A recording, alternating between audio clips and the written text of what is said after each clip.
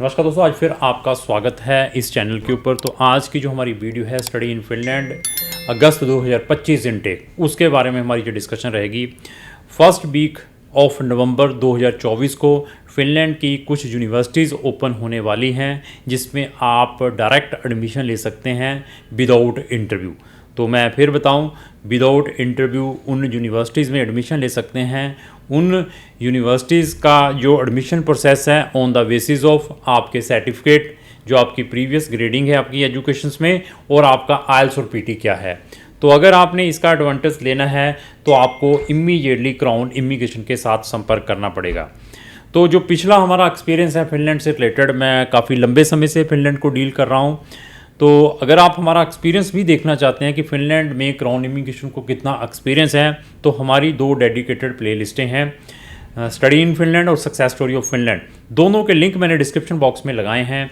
उन वीडियोज़ को free of cost watch करें। अगर आप उन वीडियोज़ को वॉच कर लेते हैं तो आप अपने लाखों रुपए बचा सकते हैं और इम्पोर्टेंट टाइम भी बचा सकते हैं, क्योंकि मार्केट के अंदर आपको डिफरेंट टाइप की मोटिवेशंस प्रोवाइड की जाएगी। जिसने आपका केस रजिस्टर्ड करना है वो आपको विदाउट आइल्स के मोटिवेशंस भी देगा, वो आपको गारंटियों के भी मोटिवेशंस देगा।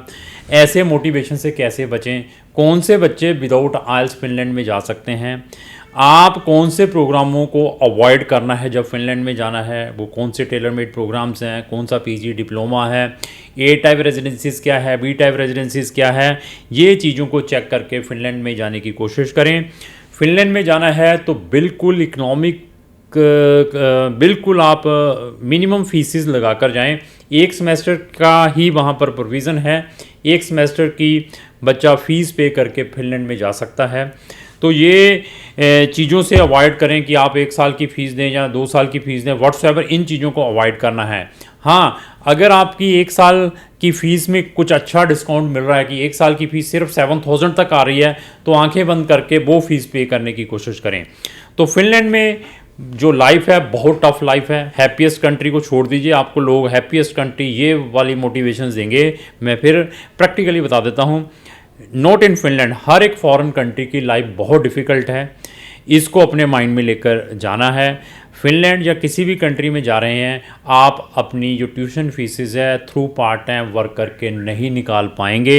एक्सेप्शनल 1 2 या 4 बच्चे निकाल लें, बाकी it is very very difficult. आप अपने खाने का, जहाँ आप अपने living expenses through part time work करके आप निकाल सकते हैं। तो जो 2 यूनिवर्सिटीज़ ओपन हो रही हैं फर्स्ट वीक ऑफ नवंबर में, तो उसकी जो एलिजिबिलिटी है, आप पीटी के थ्रू, आप आइल्स के थ्रू, आप टॉफल के थ्रू, आप सैट के थ्रू भी एडमिशन ले सकते हैं। इवन अगर आपका आइल्स एक्सपायर्ड भी है तो भी एक्सेप्टेबल है फिनलैंड की कुछ यूनिवर्सिटीज़ में। आपका सैट 5 साल या 5 साल से भी ओल्ड है, उसके थ्रू भी आप फिनलैंड में एडमिशन ले सकते हैं।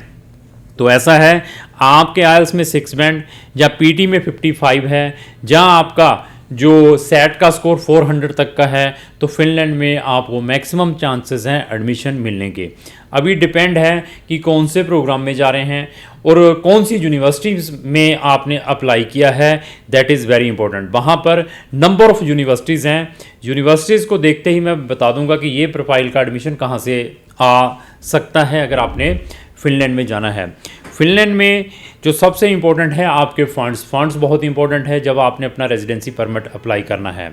तो फिनलैंड का आप आइदर मेरे थ्रू अप्लाई कर रहे हैं या किसी भी कंसल्टेंट के थ्रू अप्लाई कर रहे हैं, तो जितनी जल्दी इसको अप्लाई करेंगे, जितनी जल्दी आपका एडमिशन आएगा और जितनी जल्दी आप अपनी ट्यूशन फीसेस यूनिवर्सिटीज़ को ट्रांसफ़र करेंगे और जितनी जल्दी आप अपना टीआरपी कार्ड अप्लाई करेंगे, उतनी जल्दी आपको पॉजिटिव रिजल्ट्स मिलेंगे। और इवन जो स्पाउस के साथ जा रहे हैं तो वो स्टूडेंट और स्पाउस साथ में जा सकते हैं।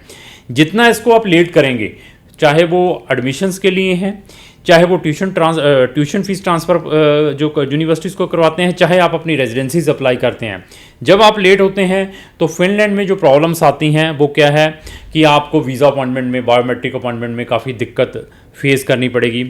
तो उसके बाद जो आपका डिसीज़न आता है, जो डिसीजनिंग अथॉरिटी है, जो मिग्री है, वो आपसे एडिशनल डॉक्यूमेंटों की भी रिक्वायरमेंट करेगी, नेगेटिव डिसीजंस भी देगी, जो मेरा अपना एक्सपीरियंस है। क्योंकि बहुत सारे फिर बैक लोग पड़े रहते हैं, तो दे आर नॉट बॉदर्ड, वो यही आपको एक्सक्यूज़ करेंगे कि इसमें 3 महीने लगेंगे। तो मैंने फिर बता दिया, जितना फास्ट आप फिनलैंड में अपना वर्क करेंगे उतने फास्ट आपको पॉजिटिव रिजल्ट्स मिलेंगे। This is my own experience. अभी फिनलैंड में प्रोग्राम्स कौन कौन से हैं, हर एक प्रोग्राम्स हैं वहाँ पर। किसी भी स्ट्रीम में आप वहाँ पर एडमिशन लेना चाहते हैं, कुछ एक्सेप्शनल मेडिकल प्रोग्राम्स को छोड़ के, कौन से प्रोग्राम में बहुत हार्ड कंपटीशन है, वो प्रोग्राम्स आपके डिमांड के अकॉर्डिंग मैं आपको बता दूंगा कि आपको इन प्रोग्राम्स में एडमिशन्स का मिलने के कितने चांसेस है, इस यूनिवर्सिटीज़ में मिल सकते हैं या नहीं मिल सकते। और फिनलैंड में अगर आप विदाउट आइल्स जाना चाहते हैं तो आपकी प्रोफाइल कैसी होनी चाहिए, CBSE ICSE के जो स्टूडेंट्स हैं मैथ में कितने नंबर होने चाहिए, या आप कॉमर्स के स्टूडेंट हैं आपके इकोनॉमिक्स या बिजनेस में या अकाउंटिंग में कितने नंबर होने चाहिए, इंग्लिश में कितने नंबर होने चाहिए, तो आप विदाउट आइल्स और विदाउट PT भी वहाँ पर एडमिशन ले सकते हैं। ऐसे बहुत सारे ऑप्शंस हैं फिनलैंड में एडमिशन लेने के लिए। तो अगर आपकी डेस्टिनेशन फिनलैंड की है अगस्त 2025 में जाने की, तो इमीडिएटली इधर उधर देखे हुए आइदर मेरे थ्रू, अगर आपको कॉन्फिडेंस है, या जो आपको कॉन्फिडेंस है जिस कंसल्टेंट के थ्रू आप जाना चाहते हैं उसके थ्रू इमीडिएटली अप्लाई करें, क्योंकि जितनी जल्दी अप्लाई करेंगे उतने रिजल्ट्स आपको अच्छे मिलेंगे। फिनलैंड में फ़ंड्स में अगर आपको कोई प्रॉब्लम आ रही है, फ़ंड्स मीन्स वहाँ पर फ़ंड्स दिखाने कैसे हैं, हर पेरेंट्स के पास 10, 12, 15 लाख घर में पड़े नहीं होते, तो उन्होंने आइदर ब्रदर के फ़ंड्स दिखाने हैं, दादा दादी के दिखाने हैं, अंकल के दिखाने हैं, फ्रेंड्स के दिखाने हैं, लोन लेकर दिखाना है, लोन कौन से एक्सेप्टेबल हैं, कौन से बैंक वहाँ पर एक्सेप्टेबल नहीं है, ये सारी की सारी इन्फॉर्मेशन हम अपने स्टूडेंट्स के साथ भी शेयर करते हैं। बट डिपेंड है कि आपके कंसल्टेंट के पास कितनी कॉम्पिटेंसी है। तो ऐसा है कि अगर आपका फिनलैंड का एडमिशन आ चुका है, कोई पार्ट में सर्विस चाहते हैं कि मैं अपनी बायोमेट्रिक की अपॉइंटमेंट चाहता हूं, जहां अपनी रेजिडेंसी अप्लाई करवाना चाहता हूं, तो उसमें पार्ट में भी सर्विस मिल सकती है। आपका मिग्री से कोई एडिशनल डॉक्यूमेंटों के लिए लेटर आया हुआ है, उसमें भी क्राउन इमिग्रेशन आपको असिस्ट कर सकता है। हमारी सर्विस आप ऑनलाइन बाय सिटिंग एनीवेयर ले सकते हैं। क्राउन इमिग्रेशन की जो मैक्सिमम फीसेज हैं फिनलैंड की वीज़ा ग्रांट होने के बाद है, हम 15,000 रुपये अपना रजिस्ट्रेशन का जरूर लेते हैं जब बच्चे ने केस प्रोसेस करना होता है। कोई भी ओरिजिनल डॉक्यूमेंट नहीं लेते, और इवन आपका रेजिडेंसी कार्ड भी आपके घर के एड्रेस के ऊपर डिलीवर होकर आएगा। ये सारी की सारी जो फैसिलिटी है, जो फीचर्स हैं, आपने अपने प्रोस्पेक्टिव कंसल्टेंट के भी चेक करने हैं। इवन फिनलैंड का जितना मुझे नॉलेज है, इसी तरीके से मुझे शेंगन की सारी कंट्रीज़ का नॉलेज है। अगर आप मेरा नॉलेज भी चेक करना चाहते हैं तो हर एक कंट्री से रिलेटेड हमारे चैनल के ऊपर प्लेलिस्टें बनी हुई हैं, उनको ज़रूर वॉच करें। तो लास्ट में मेरी यही रिक्वेस्ट है कि अगर आपको जो मेरी वीडियो अच्छी लगी इसको लाइक एंड शेयर करना ना भूलें। Thank you.